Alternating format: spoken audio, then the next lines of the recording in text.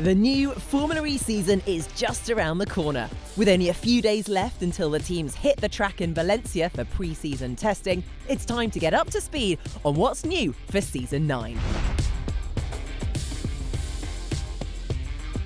The third-generation Formula E car will be the fastest yet, hitting speeds of over 200 miles per hour.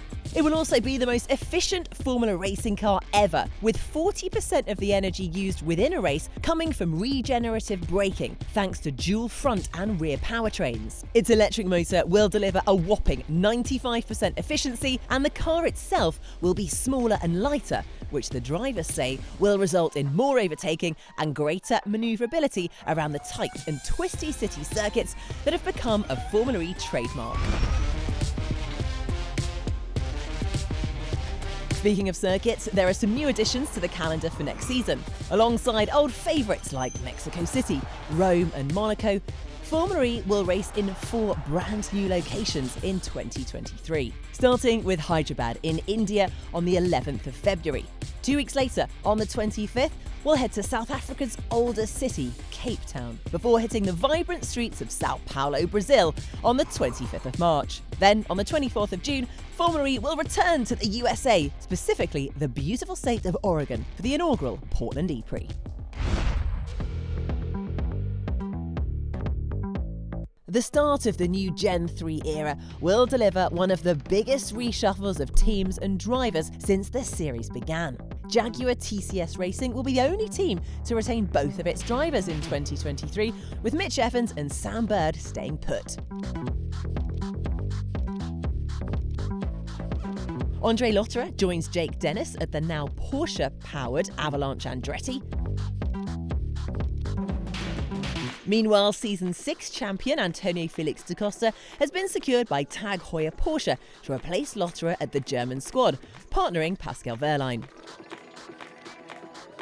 Nick Cassidy stays at Envision Racing, where he's joined by long-standing Nissan Edams driver and Season 2 champion Sebastian Buemi, who left his prior employer after 8 full seasons, the longest stint of any driver in Formula E history.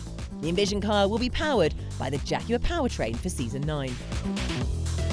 Neo 333 retains Dan Ticktum, who will be partnered with Sergio Sette Camara, who put in some impressive performances last year for Dragon Penske Autosport. Speaking of Penske, their powertrain will be supplied by DS for next season, and they've signed 2 of the biggest names on the grid to steer them to glory: double champion Jean-Eric Vergne and reigning champion Stoffel Vandoorne. With credentials like those, they'll most certainly be ones to watch.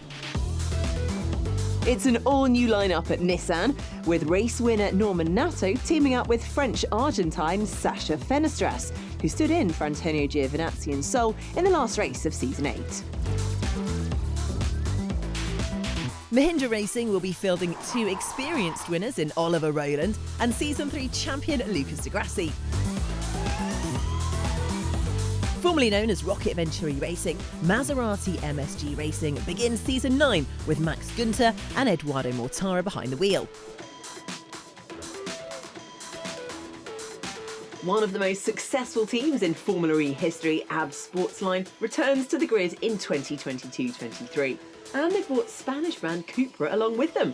Robin Freins and Nico Müller will jump into the cockpit at AB's Cupra, with the car set to be driven by a Mahindra powertrain in Season 9.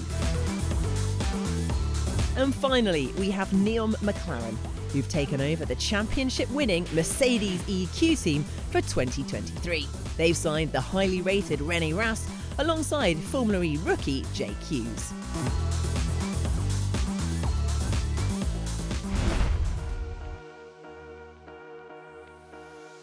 But those guys won't be the only drivers we see on track next season, thanks to a new regulation that stipulates that every team must complete at least 2 free practice 1 sessions with a driver who has never competed in the championship before.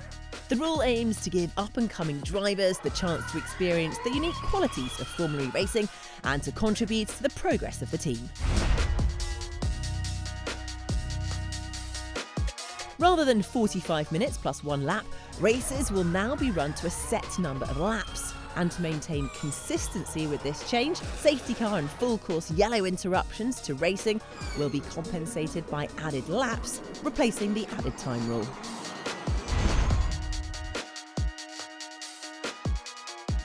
In Season 9, we say farewell to Fan Boost, but we'll see Attack Mode return. And it will receive a new twist at select races later in the year in the form of Attack Charge. Attack Charge will make use of pioneering battery and charging technology that will allow the Gen 3 cars to receive a boost of energy during the race. The battery will be capable of receiving 4 kWh delivered via a 600 kW booster during a mandatory 30-second attack charge in the pits, and will unlock 2 enhanced attack mode periods that the driver must deploy during the race. Attack Charge will bring a whole new dynamic to racing and showcase how Formula E is right on the cutting edge of electric mobility, and we can't wait to see it debut later in the season. So plenty to look forward to as we count down the days till Season 9. Make sure you stay glued to Formula E's social media channels and FIAFormulaE.com for all the latest updates as we get ready to go green in 2023.